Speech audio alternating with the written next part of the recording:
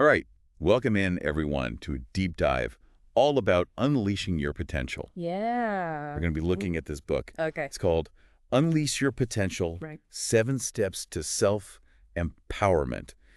And I really think it's going to resonate with you guys. I think so. You know, you love those aha moments, Yeah. those little practical nuggets that you can actually put to use. Yeah, exactly. So that's exactly what we're going to try to get out of this. It's interesting, sometimes that whole idea of self-empowerment, it feels, Huge. yeah, just overwhelming. Yeah. But this book does a good job of breaking it down into steps. Right. And it really emphasizes that it's not about Yeah. becoming some perfect version of yourself. Right. It's recognizing that you already have that power That makes a lot of sense, yeah. within you. So let's get into it. The book starts by defining self-empowerment. Okay. And sometimes, I don't know about you, but sometimes those self-help definitions, Yeah. they sound a bit generic. Oh, You yeah. know, they're like, but this one I thought, okay, this one actually resonated with me. Yeah.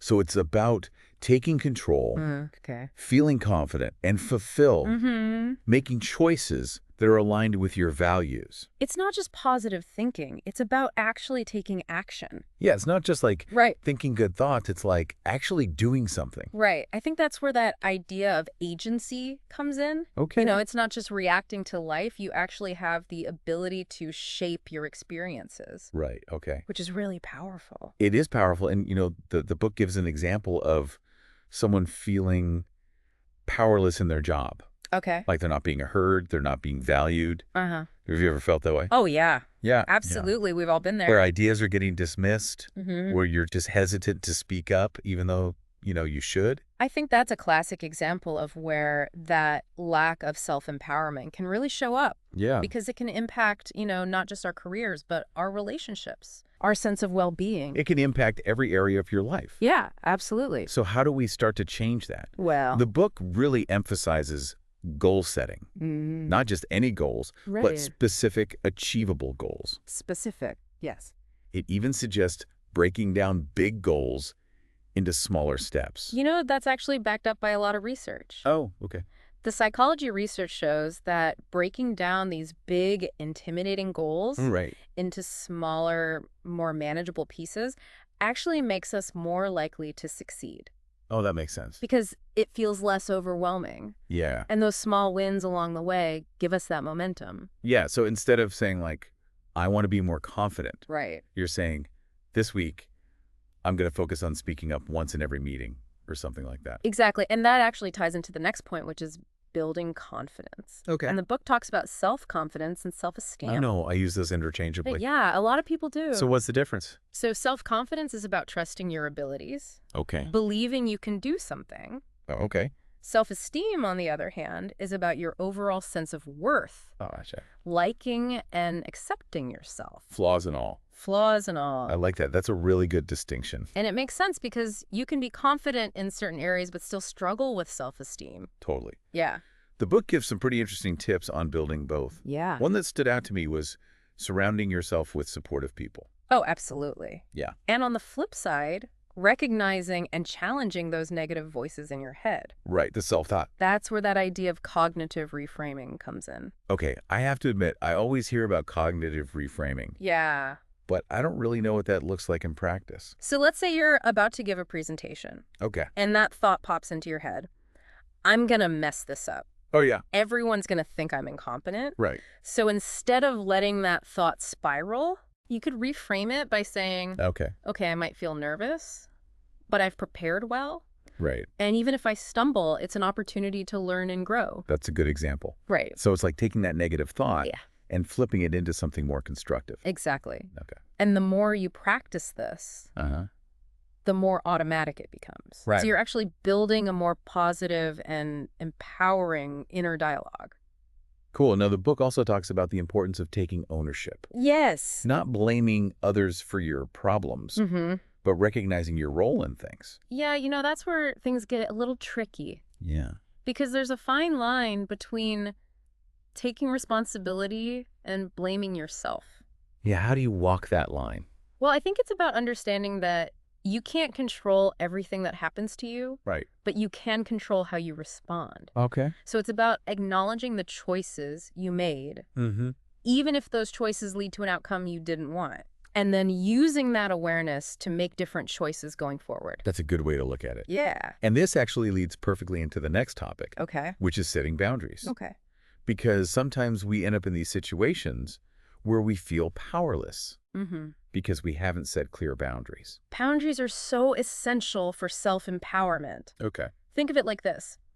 Boundaries are the lines you draw to protect your well-being, your energy, your time. Okay. It's a way of communicating your needs and your limits to others. So if we go back to that example of feeling disempowered at work, You're right. maybe it's because you haven't set those boundaries around your workload, Mm-hmm. or you're just constantly saying yes to things Yes. that are draining you. Or you haven't communicated your need for, clear feedback Right. or recognition. Yeah. It's really about advocating for yourself Okay. and what you need to feel respected and valued. So that applies to personal relationships too. Oh, absolutely. Boundaries are important in all relationships. Right. It's about creating healthy dynamics where everyone feels safe and respected. I used to think about boundaries as being kind of, Harsh. or confrontational. Right. But the way you're describing it, it sounds more about self-respect and self-care. That's exactly what it is. Okay. Setting boundaries is not selfish. Right. It's about honoring your own needs. Okay. Creating healthy relationships. Yeah. It's a crucial aspect of feeling empowered Okay. in all areas of your life. This has been so insightful already. It's Yeah. really making me think about things differently. I'm glad to hear that. Yeah, and I think that's the power of these deep dives. Yeah. It's like you uncover these aha moments, Yeah, those little shifts in perspective that can lead to some real change. right? And speaking of aha moments, Okay. I think this next topic might be my favorite. Okay, let's hear it. Self-care Oh, yes. and self-love. Who doesn't love a little pampering? I know, right? But I think it's important to remember that self-care goes beyond, Bubble baths, bubble baths and face masks. although those are nice. Oh, they are. So what's the deeper meaning here? It's about recognizing that you are worthy of care and attention. Okay. So you're choosing to engage in activities that nourish your Like mind, body, and spirit. So it's not just about indulgence. It's about, It's about making choices yeah. that support your overall well-being. So it's like giving yourself permission Exactly. to prioritize your own needs. Yes. And those needs could be anything, right? Absolutely. Not getting enough sleep, Spending time in nature, spending time in nature, pursuing some creative passion. pursuing a creative passion. Yeah. And the book makes this really interesting point about the connection between self-care and self-empowerment. Okay, tell me more about that. So when you're consistently practicing self-care, Mm-hmm. you're essentially sending yourself a message Right. that you are valuable and deserving of that care.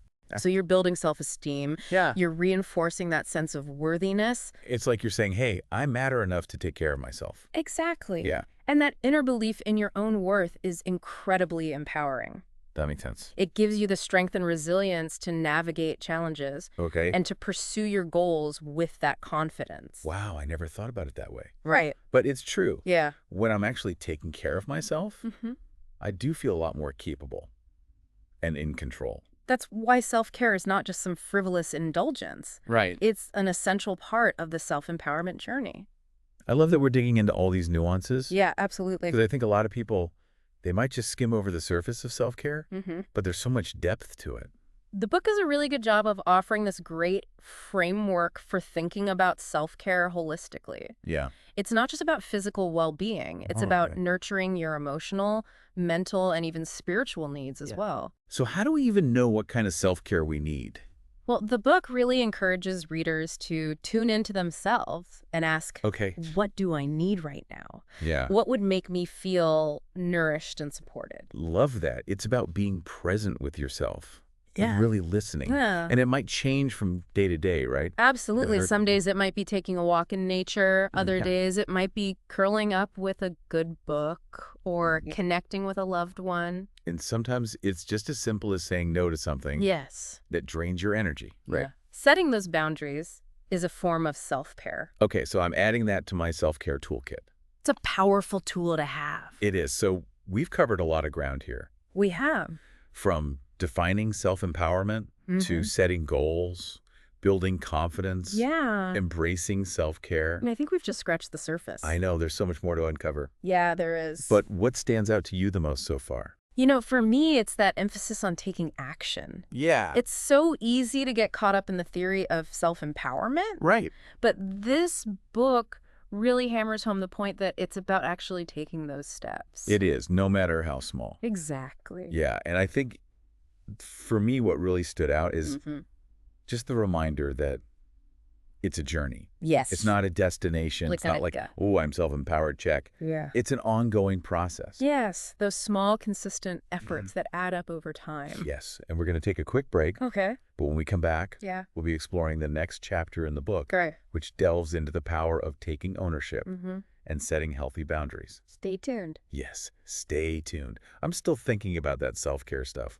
Yeah. So easy to let that slide It is. when things get busy. Yeah, you put yourself last on the list, You do. but you can't pour from an empty cup, Oh, yeah. When you prioritize your well-being, Mm-hmm. it ripples out into every other area Right. of your life. Okay. I am ready to tackle this next chapter Okay. in Unleash Your Potential. Mm-hmm. It's all about taking ownership and setting healthy boundaries. This chapter's fascinating. Yeah. It dives into the psychology of why boundaries are so important. Okay. Not just, our personal lives, but Right. our careers, our communities. Yeah. Okay. I'm all ears.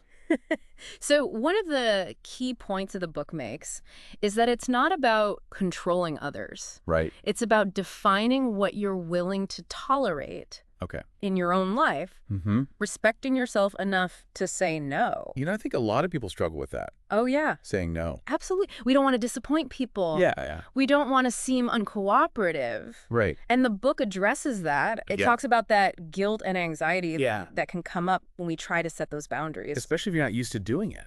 especially if it's new for you. Right. So how do you get over that? Well, they give some practical tips. Okay. One is to practice saying no. In smaller situations? Yeah, like low stakes situations, Okay. like declining an invitation. Right. Or, something simple. You're not really interested in. It's about building up that muscle Right. so that when those bigger boundaries need to be set, it's not so daunting. It's like anything, right? Yeah, The more you practice. the easier it gets. Exactly. And they also emphasize being assertive Okay. when you're communicating those boundaries. So, like, not aggressive? Not aggressive or demanding, Right. but clear and direct about your needs. So it's like owning your worth Mm-hmm. and respecting yourself enough to stand up Exactly. for what you need. And the interesting thing is, Yeah. when you start setting boundaries, Yeah. you often find the people that really care about you Right. will respect those boundaries. Right. It shows that you respect yourself. Yeah, and they might even admire your courage for setting them. Yeah. It's like, hey, I did it. Yeah. I stood up for myself. And the world didn't end. Yeah, exactly. Right. And that can totally boost your confidence. Absolutely. And that feeling can then ripple out Yeah. into other areas of your life. Okay. So let's say you set a boundary Okay.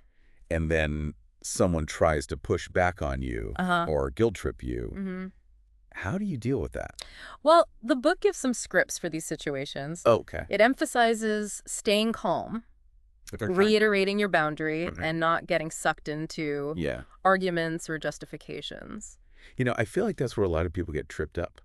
They Yeah. feel like they have to, They have to explain. explain themselves, like Right. defend it. But it's often more effective to just state your boundary Mm-hmm. and hold firm. You don't owe anyone an explanation for taking care of yourself. Exactly. Yeah. I like that. It's reclaiming your power Right. and saying, my needs matter and I'm not going to apologize for it. I like that a lot. Yeah. It's very empowering.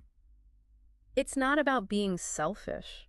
It's about creating those healthy relationships where everyone feels respected Mm-hmm. and heard. This is so insightful. Good. I'm starting to understand boundaries in a whole new light. I'm glad to hear that. It's not about like shutting people out or anything. Right. It's about creating space for yourself Yes. so you can thrive. That's a beautiful way to put it. Yeah. And it's important to remember Yeah. that boundaries aren't static. Oh, okay. They can evolve and change as we do. So what does that look like? Well, let's say you set a boundary Okay. with a coworker Mhm. about not checking work emails after hours. Right. But as your workload changes Yeah. or your priorities shift, Mm-hmm. you might need to adjust that boundary. Yeah. Or maybe you realize Yeah. that boundary is actually causing more stress Right. than it's relieving. So you revisit it. So it's about being flexible. Yeah. Yeah. Adapting as needed.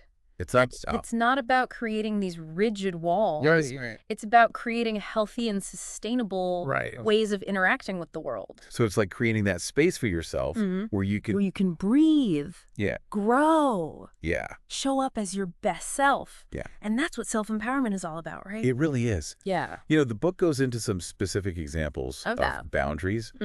And I thought the section on romantic relationships was really insightful. Yeah, that's a tricky area for people.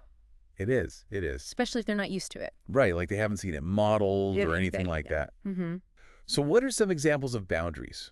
Well, it could be anything from communication. Okay. Like how often you check in with each other, to boundaries around time and space. Right. Having alone time. Or pursuing individual interests. And that might look different for every couple. No, absolutely. There's no one-size-fits-all approach. Right. It's about what works for both partners. Right, so that they both feel respected and their needs are met. You know, I think a lot of people worry that setting boundaries will damage the relationship. Yeah. Or make their partner feel unloved or something. Right. But the book actually argues the opposite. Okay. That setting boundaries can actually strengthen relationships. Okay, I'm curious how. Because when you communicate your needs clearly and respectfully, it creates this foundation of trust and understanding. Okay. So both partners can show up more authentically and feel more secure. So it's almost like saying, I love you enough and respect you enough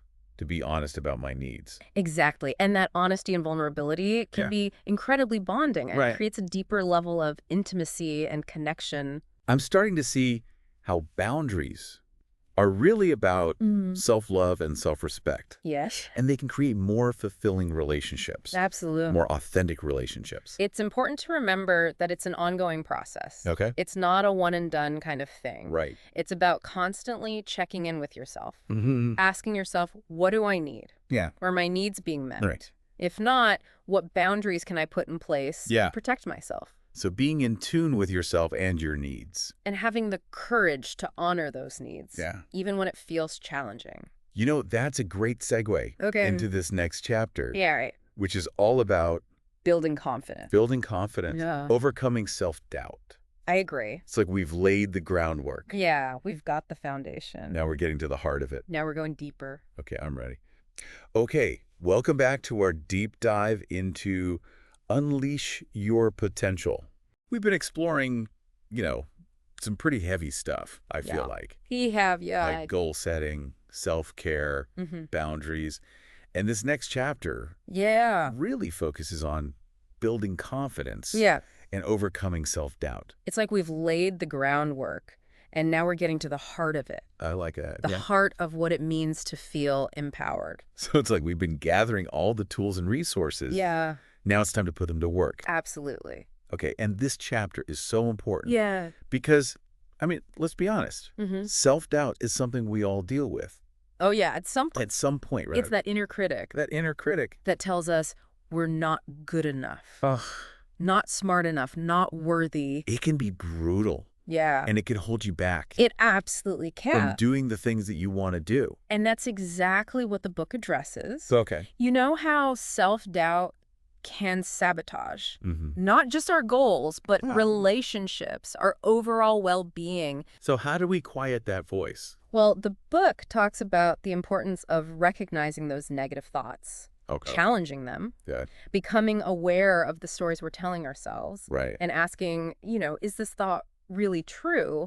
What evidence do I have? Yeah, it's so easy to get caught up in that spiral. Oh, yeah. And not even realize. Without even questioning it. And a lot of times when we actually examine those thoughts, we realize, oh, they're based on fear or past experiences. Yeah, it's like you're holding on to all this baggage. Yeah, baggage from the past. What's weighing you down. And the book gives some really good strategies for unpacking that baggage. Okay. And letting go of those limiting beliefs. Give me one. One that I thought was great was the confidence journal. A confidence journal? Yeah. Okay, tell me more about that. It's basically a journal where you write down all your accomplishments. Okay. Big or small. So like what kind of things? You know, completing a challenging project. Okay. Finally mastering that new recipe. Right. Anything that you feel proud of. Right. And then you review it regularly. Okay. especially when you're feeling down on yourself. So it's like this tangible reminder Yeah. of all the great things you've done. Exactly. You shift your focus from what you haven't done Right. to what you have accomplished. I love that. Yeah. I'm going to start a confidence journal. I think you should. Yeah. And the book also talks about surrounding yourself with supportive people. Oh, that's so important. People who believe in you. Yeah. Because, we need that encouragement. We all do. Especially when we're facing challenges. Right. It's like having your own personal cheer squad. Yeah, exactly. In your corner. Reminding you of your strengths. Right. And potential. And then I guess on the other hand, you also want to minimize contact with people who are not so positive. Yes. Those negative Nancys. Those energy drainers. Yeah, who seem to find... They suck the life right out of the cloud and every silver lining. Right, exactly. It's not about cutting people out completely. Yeah, you don't have to be rude. Right. But just be mindful. Be mindful of who you spend your time with. Yeah. And how they make you feel. So you're creating this positive environment. Yes. Both internally and externally. That's right. And the book talks about celebrating your wins. Oh, yes. No matter how small. Absolutely. It's so easy to get caught up in striving for that next big thing. Right, yeah. That we forget to acknowledge those little victories. Right, so it's like instead of focusing on that end goal, you break it down into those smaller steps. Yeah. And celebrate those milestones. Absolutely. Enjoy the journey. Yeah. Progress, not perfection. I like that. Is the key. This has been really insightful. Good. I feel like this chapter is giving me the tools That's great. to actually build that confidence. Awesome. And to silence that inner critic. I think the biggest takeaway is that it's a process. It is. It's not going to happen overnight. Right. It takes time. It takes effort. Right. And it takes consistency. It's like building a muscle. It is. Right. The more you work it, the stronger it gets. Exactly. Be patient with yourself. Yeah. Embrace the journey. Celebrate those steps forward. I love that self-compassion piece. It's so important. Yeah, it's so important. Be kind to ourselves. Especially when you're struggling. Especially when we're feeling discouraged. And remember, everyone makes mistakes. Oh, yeah. It's part of being human. It is. What matters is how we learn from those mistakes. Absolutely. This has been so inspiring, honestly. Okay. I feel like I'm leaving this conversation with a renewed sense of hope. I'm so glad to hear that. Like, okay, maybe I can do this. Yeah. And I think that's the power of this book, right? I think so. It empowers you to step into your potential. Yeah. Create the life you love. Absolutely. It's all about taking that first step.